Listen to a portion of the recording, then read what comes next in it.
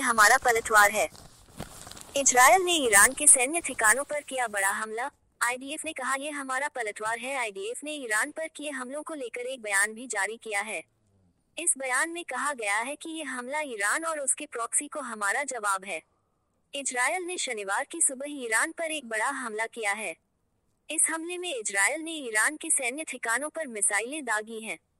इस मिसाइल हमले से हुए धमाकों की आवाज को ईरान में काफी देर तक सुना गया है। बताया जा रहा है कि ईरान की राजधानी तेहरान में भी ऐसे धमाके सुने गए हैं।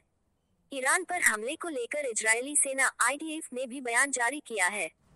आईडीएफ ने अपने जारी बयान में कहा है कि बीते कुछ समय में ईरान और उनके प्रॉक्सी ने हम पर कई हमले किए हैं। ये हमारा पलटवार है। हम अपने देश को बचाने के लिए कुछ भी करेंगे। इजरायल ने ईरान पर एक के बाद एक कई बैलिस्टिक मिसाइलें दागी हैं। इजरायल ने ईरान के उन ठिकानों को निशाना बनाया है जहां से ईरान इजरायल पर हमले करता रहा है। जानकार मानते हैं कि इन हमलों के पीछे इजरायल का मकसद ईरान की वायु रक्षा प्रणाली को बर्बाद करना है। वहीं आईडीएफ ने अपने जारी बयान में कहा गया है कि ऐसे हमले आगे भी जारी रहेंगे।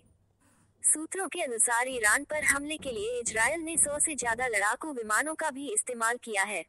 इजरायल ने ईरान के उन ठिकानों को भी निशाना बनाया गया है जहां ईरान अपनी मिसाइलें रखता है। शुरुआती जानकारी के अनुसार इजरायल आगे भी बड़े हमले की तैयारी में है। शनिवार को हुए हमलों में इजरायल ने तेहरान पर भी बम बरसाए हैं। Please subscribe and follow me. कुछ दिन पहले ही इजरायल के पीएम बेंजामिन नेतन्याहू के घर पर भी एक ड्रोन हमला किया गया था। इस हमले में इजरायल के पीएम को कोई नुकसान नहीं पहुंचा था। बाद में इस हमले की जिम्मेदारी हिजबुल्लाह ने ली थी। इस हमले के बाद इजरायली पीएम ने एक बयान जारी कर कहा था कि जिसने भी ये हमला किया है हम उसे ऐसे ही नहीं जाने देंगे। हमला करने वाले और ऐसे लोगों को साथ देने वालों को बड़ी कीमत चुकानी पड़ेगी। आपको बता दें कि हिजबुल्लाह, हूती और हमास जैसे आतंकी संगठन को ईरान का समर्थन है। ईरान लगातार इजरायल के खिलाफ इन आतंकी संगठनों को अपना समर्थन देता आया है। ईरान और इजरायल के बीच जारी संघर्ष के दौरान कुछ दिन पहले ऐसी खबर आई थी कि ईरान ने इजरायल से बदला लेने के लिए उसके टॉप लीडर्स की एक लिस्ट तैयार की है।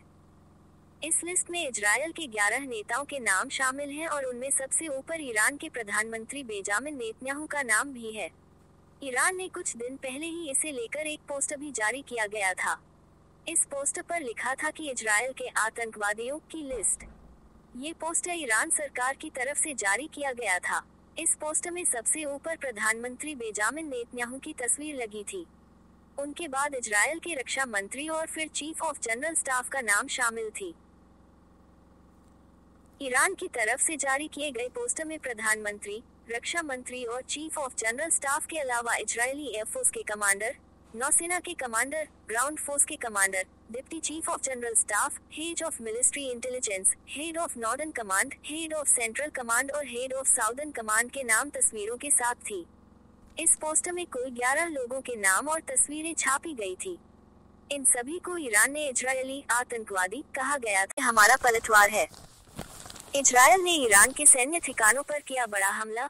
आईडीएफ ने कहा यह हमारा पलटवार है। आईडीएफ ने ईरान पर